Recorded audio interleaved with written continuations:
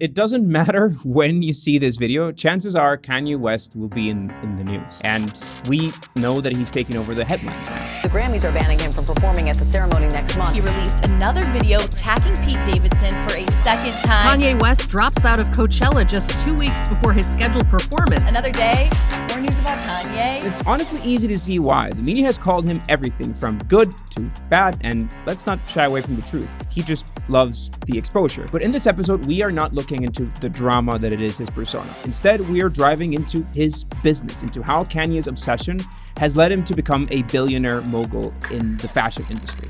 This is Company Forensics, the business of being Kanye.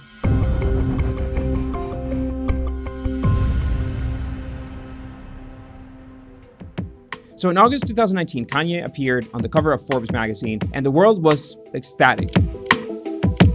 Gracing the cover of Forbes magazine isn't easy for anybody, but Kanye wasn't happy about this. Instead, he was actually quite mad about it. After the article came out, Kanye went on a Twitter frenzy. He called the editor a white supremacist who snubbed him and avoided the truth. And the reason for this tantrum is that the magazine didn't call him a billionaire. Kanye had gone to great lengths to prove that he was a billionaire. He even showed the magazine his financials, totaling $890 million, which is not a billion. When the Forbes wants to call me a centimillionaire and people say it's crass to call yourself a billionaire, I might legally change my name to Christian Genius Billionaire Kanye West for a year until y'all understand exactly what it is. His online rants were so aggressive that Twitter blocked him for 12 hours. And that's how obsessed he was with him being called the word billionaire. Eventually, Forbes finally called Kanye a billionaire less than a year later. Granted, it hadn't come in the magazine's famous billionaires list, but he was happy to say the least. Forbes can confirm that Kanye West is worth $1.3 billion. But if you followed Kanye's career in both music and fashion, you would know that he's always been like this. It seems like his life is always a constant striving for approval. This chip on his shoulders goes back to the early 2000s when he was a producer for Jay-Z and he felt underappreciated. He decided that he would become the greatest rapper out there from that moment on. His next goal was to be the best dressed rapper and then a fashion mogul. From the music perspective, I guess 21 Grammys sort of speak for themselves, which by the way tied him with Jay-Z, placing him in hip-hop royalty. Everybody want to know what I would do if I didn't win. I guess we'll never know.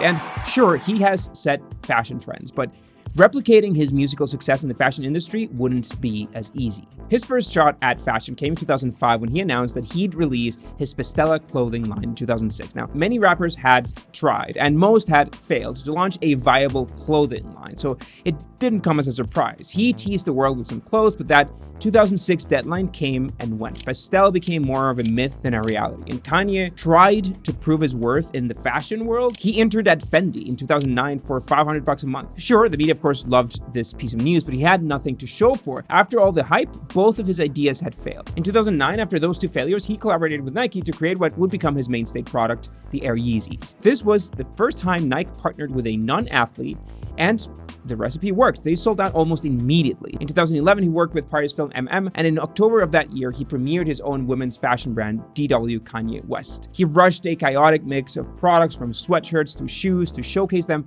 at none other than the Paris fashion show, and it sucked. The press destroyed the collection, and DW was a failure, so it was back to the drawing board for him. Less than a year later, Kanye did another collection for the Paris fashion show, where some commended him for improving, but not much else. Mediocre fashion shows and one successful shoe model just weren't enough for Kanye West, who wanted to build an empire around this. Now, one thing that might help Kanye get his stuff together is our sponsor for today, which is Taskade. Taskade is a Y Combinator startup that can help you level up your productivity and get things done in one unified workspace. You can manage tasks, you can write docs, you can chat with your team, all of this stuff in real time across web and mobile and desktop apps. When I have a crazy calendar or just a bunch of to-dos and ideas swimming in my head, it's hard to focus, so I turn to Taskade to declutter. I use it like a pensieve and then to document my thoughts. And then I can focus on each task and just cross them out. Teams and individuals can use Taskade to create checklists and mind maps and workflows. matters. And whether you're managing projects alone or planning future milestones with your clients,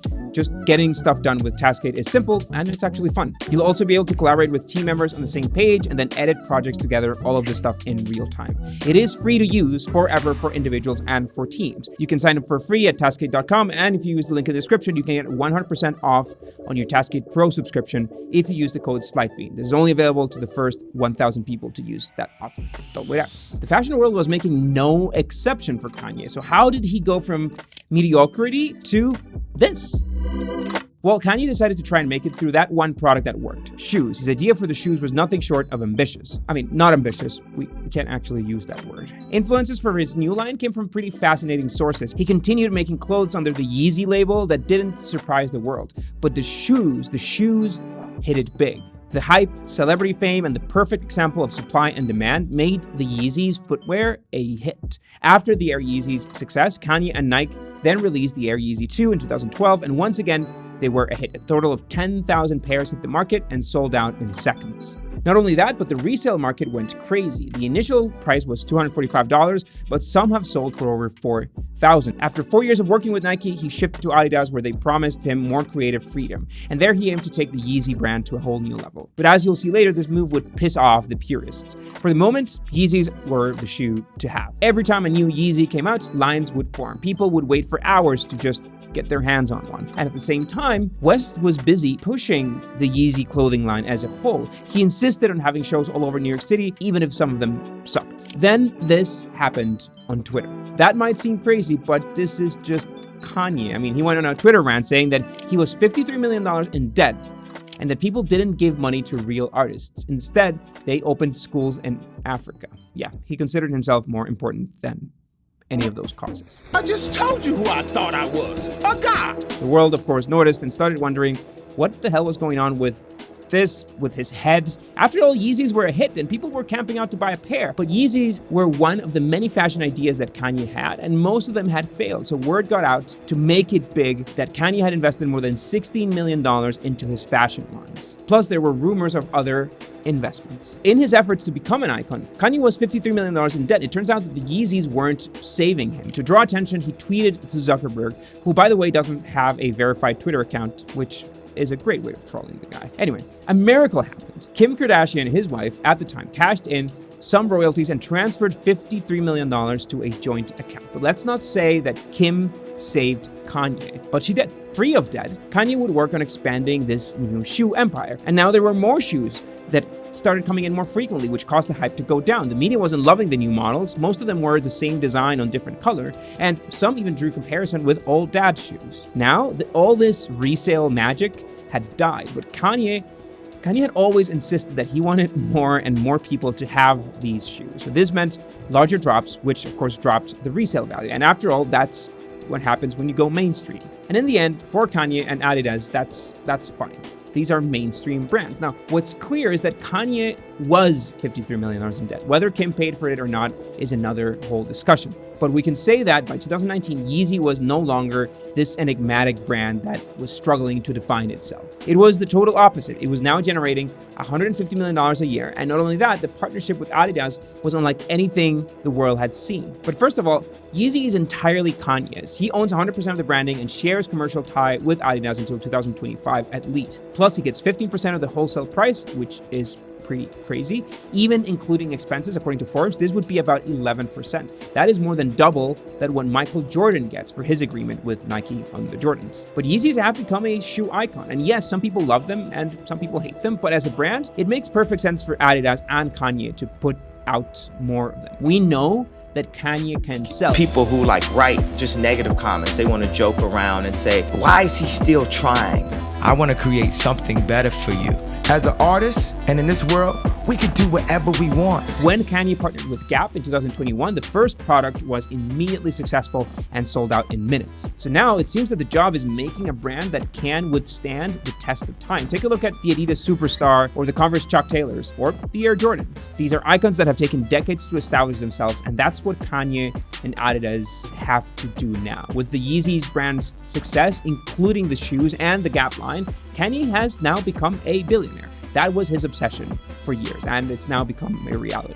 But shoes aren't the only thing that he has done. He's tried to have fast food chains and even partnered with the Jay-Z and other big names to create this fancy, upscale, expensive niche streaming service. And then, of course, we sort of have to touch on the forays into politics. He did try to run for president and has said that he will have created so many jobs by 2024 that he will run again. There's also that time when he, a multimillionaire, asked for stimulus packages during the COVID pandemic. The media, of course, blasted him for having this lavish lifestyle and then daring to ask the government for money, but friends are friends. And then let's, of course, not forget about his stem player and how the world loves mocking him for this crazy idea that if you want to listen to an album, you have to buy an exclusive $200 device. In the end, that is just a story with Kanye West. The world mocks him, and he just keeps going. He's like a madman in a lab. He has this endless line of ideas and money to fund them, and some work and some don't. And right there, I think right there is the problem. While Yeezy accounts for most of his wealth, it doesn't account for most of his attention span.